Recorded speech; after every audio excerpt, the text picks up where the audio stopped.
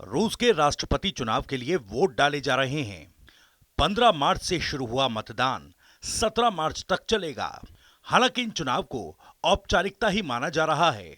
वो इसलिए क्योंकि व्लादिमीर पुतिन का एक बार फिर राष्ट्रपति बनना करीब करीब तय माना जा रहा है।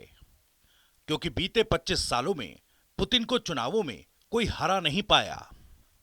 रूस यूक्रेन जंग की वजह से हालात ऐसे बन रहे हैं कि इस बार पुतिन को टक्कर देने वाला प्रतिद्वंदी नहीं है। ये पहली बार है जब राष्ट्रपति चुनाव में 3 दिनों तक वोटिंग कराई जा रही है। बता दें, पुतिन अब तक 4 बार रूस के राष्ट्रपति चुने जा चुके हैं। हर चुनाव में उनका वोट प्रतिशत पहले के मुकाबले बढ़ा है। साल 2000 में पुतिन पहली बार राष्ट्रपति चुने गए थे। तब उन्हें 54% वोट मिले थे।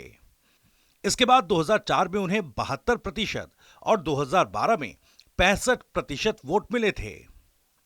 2018 के राष्ट्रपति चुनाव में पुतिन ने 77% वोट हासिल किए थे। न्यूज एजेंसी के मुताबिक 71 साल के पुतिन की छवि रूस में एक सख्त नेता की है।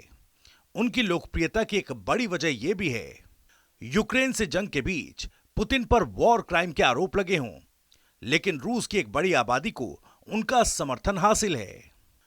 रूस की अधिकांश जनता मानती है कि पुतिन ही हैं जो अमेरिका, यूरोप जैसे पश्चिमी देशों को सख्ती से जवाब दे सकते हैं। फरवरी में एक सर्वे हुआ था जिसमें 75% रूसियों ने पुतिन को ही वोट देने की बात कही थी। बहरहाल उन उम्मीदवारों के बारे में भी जान लेते हैं जो पुतिन के खिलाफ चुनाव लड़ रहे हैं। इनमें पहला नाम है व्लादिस्लाव दावानकोव का। व्लादिस्लाव दावानकोव न्यू पीपल पार्टी की ओर से राष्ट्रपति पद के लिए मैदान में हैं। 40 साल के दावाकोव एक पूर्व बिजनेसमैन हैं और 2021 से स्टेट ड्यूमा के उपाध्यक्ष हैं। उन्होंने अपने चुनाव अभियान के दौरान यूक्रेन के साथ शांति और बातचीत, प्रेस की आजादी और पश्चिमी देशों के साथ रूस के संबंधों को सामान्य बनाने की वकालत की है। दावानकोव कहते हैं, लोग शांतिपूर्ण देश में रहना चाहते हैं और पुतिन जंग को जारी रखने की मुखालफत करते हैं। दूसरे प्रतिद्वंदी हैं लियोनिद स्लट्स्की। 56 साल के स्लट्स्की दक्षिणपंथी राष्ट्रवादी एलडीपीआर के प्रमुख हैं। स्टल्स्की 2000 से स्टेट ड्यूमा के सदस्य हैं। इनका नाम कई घोटालों में भी आ चुका है। साल 2014 में क्रीमिया के कब्जे के समर्थन के लिए पश्चिमी देश ने उन पर प्रतिबंध भी लगाया था।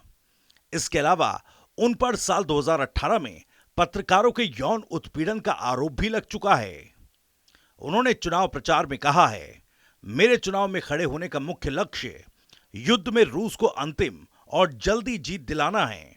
पुतिन के सामने तीसरे प्रतिद्वंदी हैं निकोलाई खारितोनोव। 75 साल के खारितोनोव चुनाव में सबसे उम्रदराज उम्मीदवार हैं। कम्युनिस्ट खारितोनोव 1993 से राज्य डूमा के सदस्य हैं और 2004 में राष्ट्रपति पद का चुनाव भी लड़ चुके हैं। इस चुनाव में उनको करीब 13% वोट मिले थे। खारितोनोव कम्युनिस्ट पार्टी की ओर से चुनाव लड़ रहे हैं। उनके इलेक्शन एजेंडे में पेंशन की उम्र कम करना, पेंशन का भुगतान बढ़ाना और बड़े परिवारों का साथ देना शामिल है। इसके अलावा उन्होंने वर्ल्ड ट्रेड ऑर्गेनाइजेशन, आईएमएफ और अन्य अंतर्राष्ट्रीय संगठन से रूस की सदस्यता खत्म करने का भी सुझाव दिया है। खारितोनोव का मानना है कि ये संगठन रूस की आर्थिक संप्रभुता को कमजोर कर रहे हैं। भले ही ये तीनों नेता राष्ट्रपति चुनाव में पुतिन को हराने का दावा करते हों, लेकिन हकीकत तो यही है कि रूस में अभी वाकई में कोई भी ऐसा नेता नहीं है जो पुतिन को टक्कर दे सके। पुतिन का विरोध करने वाले नेताओं की या तो मौत हो चुकी है या फिर अज्ञातवास पर हैं। पिछले महीने ही पुतिन के कट्टर विरोधी नेता एलेक्सी नवल्नी की आर्कटिक जेल में मौत हो गई थी। माना जाता है कि नवल्नी ही पुतिन को टक्कर दे सकते थे। नवल्नी के अलावा प्राइवेट आर्मी के चीफ येवगेनी प्रिगोजिन को भी पुतिन का सबसे बड़ा प्रतिद्वंदी माना जाता था, लेकिन कुछ ही महीनों पहले एक विमान हादसे में प्रिगोजिन की मौत हो गई थी।